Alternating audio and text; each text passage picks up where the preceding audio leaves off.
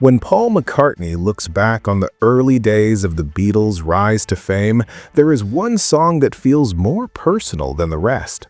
Behind the global success and the deafening chaos of Beatlemania lies a far more intimate story.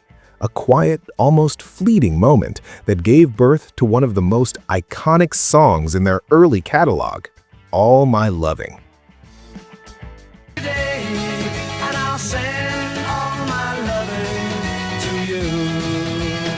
This wasn't just another hit, it was an emotional snapshot of a young man in love, while simultaneously trying to keep up with a level of fame that arrived far too quickly. The early 1960s marked a turning point in popular culture. The Beatles didn't just make music, they sparked a global phenomenon.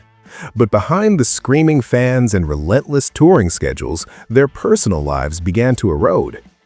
It was during this time that Jane Asher entered McCartney's life. A talented young actress from an intellectual London family, Asher was more than just a romantic partner. She opened the door for McCartney to a broader artistic world, theater, literature, and a more refined cultural environment far removed from his Liverpool roots. Their relationship quickly became a media obsession. In a short time, they were no longer just a young couple, they were a public couple, constantly followed by British tabloids that were becoming increasingly aggressive in their pursuit of celebrity lives. In his book, The Lyrics, 1956 to the Present, McCartney recalls a moment that stayed with him for years. One evening, he and Jane attended a theater performance in London. During the intermission, instead of joining the crowd at the bar, they chose to remain seated, seeking a rare moment of quiet in their increasingly public lives. Without warning, a group of photographers stormed in. Camera flashes exploded across the room. What should have been a private moment turned into a spectacle in seconds. McCartney later compared the experience to a scene from La Dolce Vita, a world where celebrities are relentlessly chased by paparazzi. They arrived just as quickly as they left, but the impact lingered. It was one of the first times McCartney truly understood the cost of fame, the loss of privacy. Rather than resist or retreat from that experience, McCartney did what he would continue to do throughout his career. He turned it into music. All My Loving was born not from grand ambition or experimental intent, but from a simple need to communicate. At its core, the song is a love letter, a message he couldn't quite express amid the chaos surrounding him. Notably, the song also marked an important step in McCartney's devolution as a songwriter. Although credited to Lennon-McCartney, All My Loving was one of the earliest songs written entirely by McCartney himself, a sign that his creative identity was beginning to stand on its own. The lyrics are direct and unembellished, about distance, longing, and devotion, and it is precisely that simplicity that gives the song its lasting emotional power. On the surface, All My Loving may sound like a straightforward pop song, but a closer look reveals a level of musical sophistication that often goes unnoticed.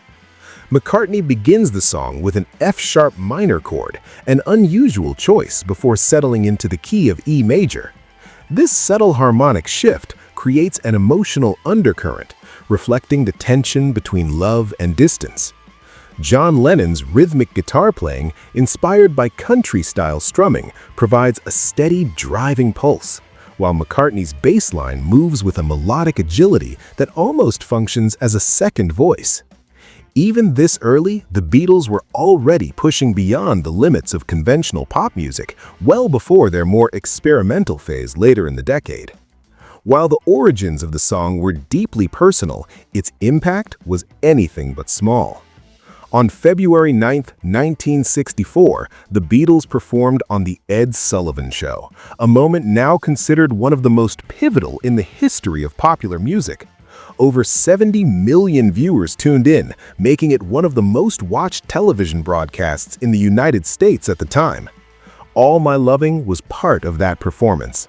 There's a quiet irony in that. A song born from an intimate moment became part of one of the most public cultural explosions in history.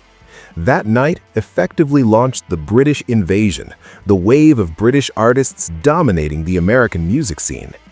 Not everyone was impressed at first. Some American media outlets dismissed the Beatles as more hype than substance.